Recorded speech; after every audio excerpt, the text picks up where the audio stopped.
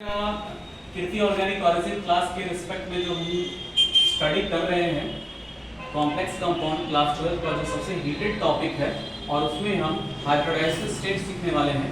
उसके कुछ एग्जाम्पल को लेकर के हम लोग हाइब्रिडेशन का हर प्रकार सीखेंगे एक्सेप्शन सहित कि कैसे कैसे हाइब्रिडेशन हम निकालते हैं। आप याद रखिएगा ध्यान से कि यहाँ पर कॉम्प्लेक्स कंपाउंड के अंदर जो एग्जाम में सबसे ज्यादा पूछा जाने वाला टॉपिक है वो हाइब्रिडाइजेशन है। हाइब्रिडाइजेशन आज हम उसी की स्टडी करने जा रहे हैं। तो हम इसके रिस्पेक्ट में जब बात करेंगे कि कैसे कैसे कॉम्प्लेक्स कंपाउंड की स्टडी करते हैं हाइब्रिडेशन निकालने की, ध्यान रखिएगा जो पहला स्टेप होगा वो पहला स्टेप, जैसे मान लीजिए कि आपको कॉम्प्लेक्स क्या दे रखा है COF6 यहाँ पर 3- दिया है, ठीक है। यहाँ पर ध्यान रखिए ये दिया है तो आपको एक चीज समझना होगा कि एक बार याद है आपको रेडॉक्स वाले सेक्शन में पढ़ाए थे कि MnO4 का ऑक्सीडेशन स्टेट इसका यहाँ क्या होता था +1, यहाँ पर उसका निकालते तो वहाँ x मान लेते थे और यहाँ पर ऑक्सीजन का -2 और इनटू 4 करके पूरा करके क्या करते थे 0 करते थे और इस प्रकार से x की वैल्यू निकल जाती थी। ठीक उसी प्रकार से यहाँ पर ध्यान रखिए कि जब हम यहाँ इस कॉम्प्लेक्स की स्टडी कर रहे हैं तो जिसका निकालना है सबसे पहले क्या कीजिए, हाइब्रिडेशन स्टेट निकालने के लिए उस मेटल का सबसे पहले ऑक्सीडेशन स्टेट फाइंड आउट कीजिए, ठीक है। इसको मान लेते हैं x, यहाँ पर F-1 क्या है -1 और इनटू यहाँ पर 6 और यहाँ पर जो चार्ज लगा है उसको -3, तो x की वैल्यू टोटल निकल करके कितनी आ जाती है, यहाँ पर हम जब देखेंगे तो यहाँ पर +3 आ जाता है। कितना है +3, ठीक है। यही x वैल्यू जो होगा, यही x वैल्यू जो है इस कोबाल्ट के ऊपर जो आप देख पा रहे हैं वो उसका क्या हो जाएगा ऑक्सीडेशन स्टेट या चार्ज कह लीजिए, ठीक है। तो यहाँ पर जब हम चार्ज देखते हैं तो CO+3 इस पे क्या आ गया 3d6 आ गया, ठीक है।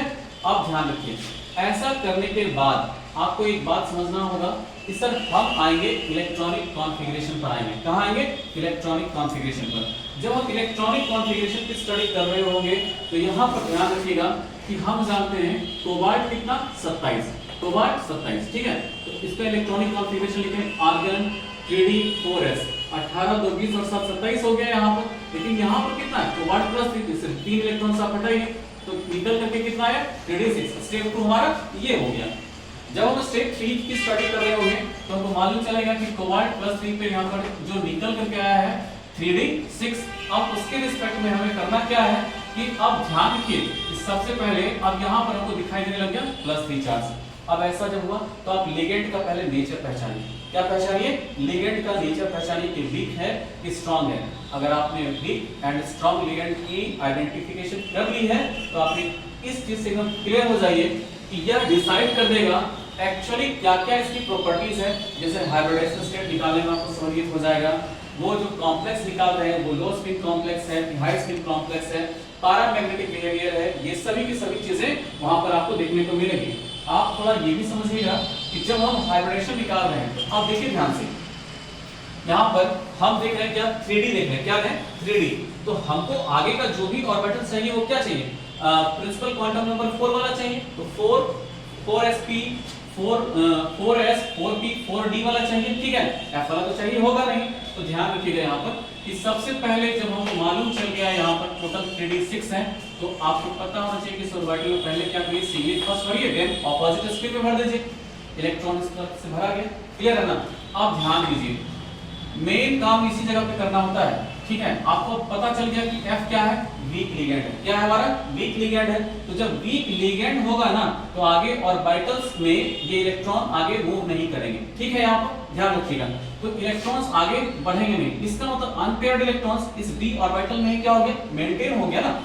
तो जब इलेक्ट्रॉन्स मेंटेन हो गए लेकिन हमको चाहिए क्या, इस कोऑर्डिनेशन नंबर को मेंटेन हमको चाहिए इसका कि कितने ऑर्बिटल से ये अपने अंदर इन्वॉल्व किए हुए। तो देखिए इस ऑर्बिटल्स के लिए हमको कितना चाहिए ताकि इलेक्ट्रॉन्स को रख सके। तो यहाँ पर 1 2 3 4 5 6, तो यहाँ से यहाँ तक जो आप देख पा रहे हैं 4s 4d से, तो टोटल कितना हो गया इस 6 के लिए 1 2 3 4 5 6। तो हम लिखेंगे क्या s, यहाँ पर s लिखे, यहाँ पर फिर p लिखे और यहाँ पर कितना लिखे b लिखे।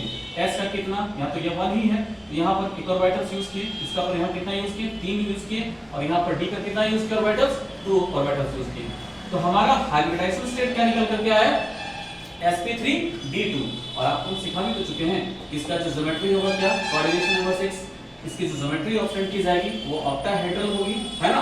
और एक चीज ये भी तो बताए थे कि D2sp3 के बारे में बात कर रहे हैं जब हम लोग वहां पर, तो हम एक चीज समझ में आ गया था कि ध्यान से समझना है कि यहाँ पर जब कॉम्प्लेक्स की स्टडी की जा रही है तो आउटर ये जो है, ध्यान रखिएगा, अब हम अनपेयर्ड इलेक्ट्रॉन्स के रिस्पेक्ट में यहाँ पर मैग्नेटिक मोमेंट तो निकाल ही सकते हैं।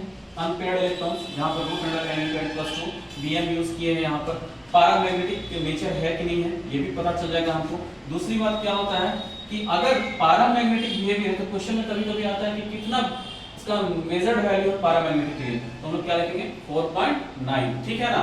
और एक चीज याद रखिएगा कि हम लोग जो यहाँ पर कॉम्प्लेक्स की स्टडी कर रहे थे किस तरीके से कर रहे थे कि मान लीजिए कि इनर कॉम्प्लेक्स है, क्या है, इनर कॉम्प्लेक्स है कि आउटर कॉम्प्लेक्स। तो इनर कॉम्प्लेक्स और आउटर कॉम्प्लेक्स में तुम ध्यान रखिएगा sp3 अंदर, ठीक है ना, क्लियर है, sp3 अंदर इनर, sp3 बाहर आउटर, ठीक है ना।